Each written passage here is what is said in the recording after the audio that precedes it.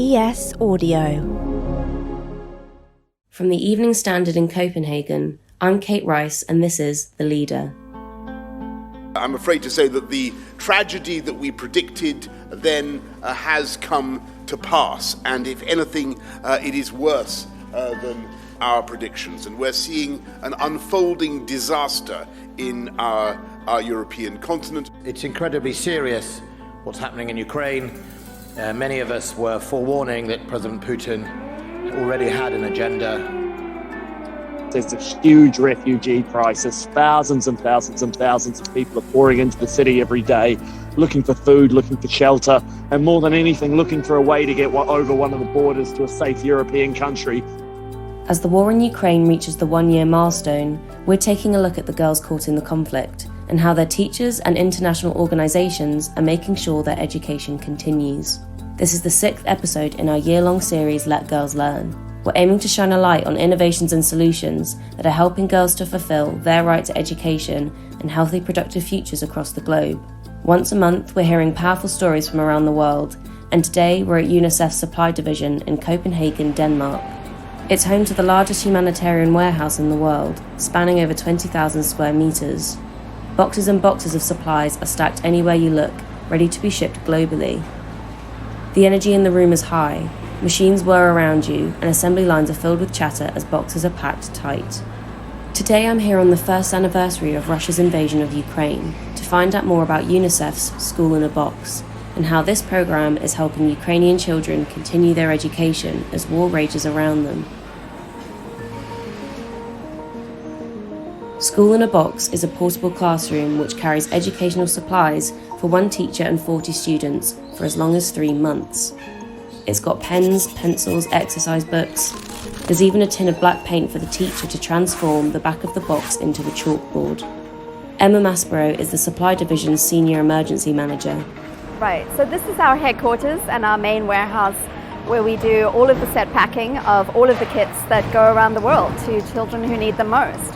So we have warehouses strategically located around the world in Panama and Dubai, but this is our main heart of the supply operation that we base a lot of the emergency responses out of. So Emma, can you explain to us what School in a Box is? So all of our kits at UNICEF that we use for emergency response and in our day-to-day work is the product of years and years of development, years and years of community engagement, working with teachers, working with education specialists. And the idea of the School in a Box is that it is essentially exactly that. It allows one teacher to set up a classroom anywhere for 40 children for a period of 3 months, and it contains all of the supplies necessary, from exercise books, pens, pencils, erasers, posters, and we also have a tin of paint in the kit, which the teacher can use to paint the lid of the kit to turn it into a chalkboard.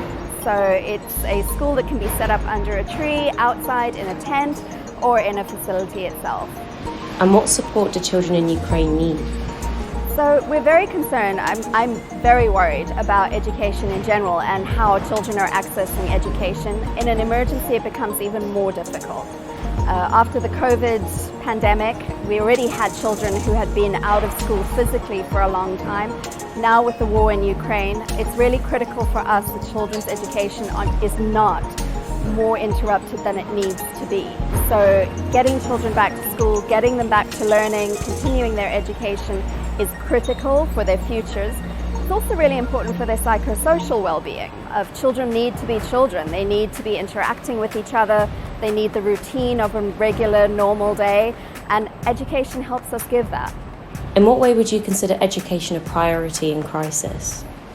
It really is very much, in UNICEF we deal with all of that. So healthcare is very important to us, nutrition, safe access to water. But where those are life-saving interventions, education is, for me, it's life-changing. That's how we ensure the future. We give children the access to the tools that they need to be able to become productive members of society, particularly girls' education. We see the greatest changes in communities from girls' education because they are the heart of the families that come after them. So it's a critical part of an emergency response. It may not necessarily be the very first supplies that we send for the life-saving intervention, but education is never far behind, and it's pretty much, if it's not on the first plane, it's on the second. And what would you say the biggest challenges have been? There's two big challenges for me. The one is the volume of need is just massive.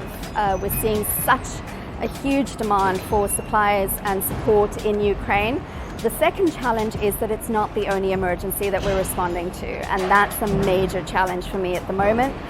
We're responding to cholera outbreaks, we're responding to the drought and the worsening hunger crisis in the Horn of Africa. Sahel crisis is developing, and now we're responding to the earthquake in Turkey and Syria. So Ukraine is not the only emergency that we're having to send resources, supplies and people to help. What would you say are the specific challenges that girls are currently facing in Ukraine? I'd say that the situation is slightly better and definitely very different from many of the other emergencies like Afghanistan. However, we do know that in emergencies, girls are much more likely than boys to drop out of education. They're more likely to drop out, stay home, help take care of younger siblings, and that's what we can't afford to have happen. We need to keep the girls in school because in many emergencies, once a child drops out, it's almost impossible to get them back into school. Let's go to the ads now. In part 2, we'll hear from a teacher and students at a school in Oleksandria in Ukraine.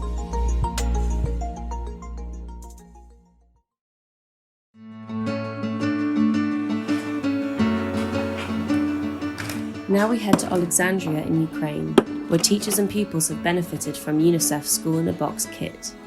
Valentyna is a teacher at a school in the district. She told us how they've managed since the war began.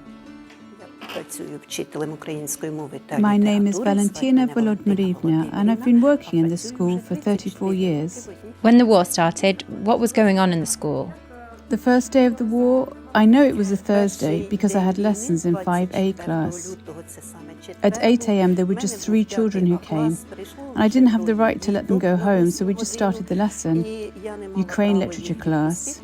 But then the form teacher came over, so we called the parents of these children and let them go. The parents came and took them home. Emptiness. That was the first thing that we felt. Emptiness. We heard explosions from somewhere. Something was flying around, but there was so much rush. The feeling of oppression, it was terrible. Because we had read that the war brought pain and fear, sorrow and loss, it felt like something was being taken away from our souls. It just felt emptiness. Then, if I'm right, the school wasn't working for some time. Right, it wasn't working. We agreed to announce time off for the children. They were off for 2 weeks, and then we came back to distance learning. We were working via Zoom and Classroom, and the children started schooling online. What are the main needs of the school to ensure the educational process?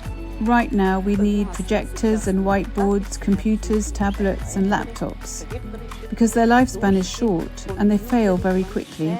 There's a big problem to conduct modern classes and use up-to-date technology, so we need the devices to work with it.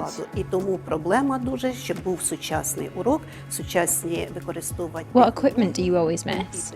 For me, I'm now missing a laptop, because you can show children materials with the laptop.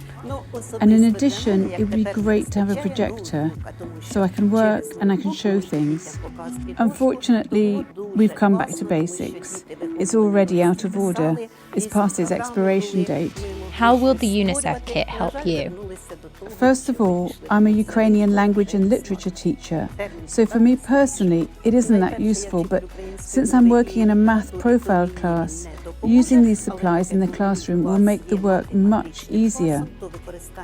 Because we can see that there are different accessories from rulers to chalk. And in addition to that, there's stuff they can use more, like different compasses, rulers, protractors. For the children, it's all a big help during their lessons. 15-year-old Sofia is a pupil in Valentyna's class, and she discusses her experience when war broke out in her country. Do you remember your first feeling when the war started? Yes, I remember. It was horrifying.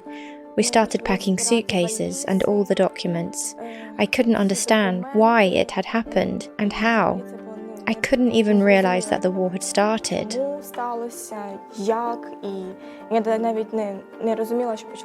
Did you go to school that day? What was going on with your studies? No, I didn't go. I woke up at 6 in the morning. First, we started watching the news, and I didn't go to school. And how did you study later? Well, first we have time off. Then we switched to distance learning. It was very difficult as distance learning is tough overall. You have to communicate through those computers. It's not like you communicate in person. It's more difficult to do via computer than in person.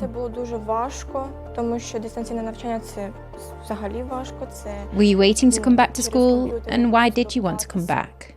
Well, I wanted to come back because it was easier to communicate with teachers and classmates, so I could hear and understand them better than via computer.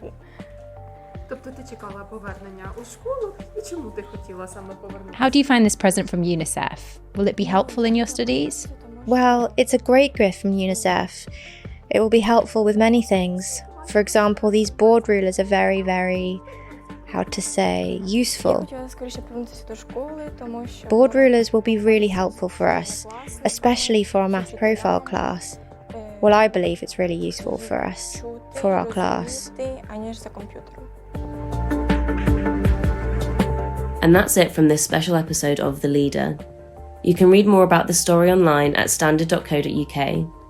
Let Girls Learn will be back next month. From Copenhagen in Denmark, I'm Kate Rice. Thank you for listening.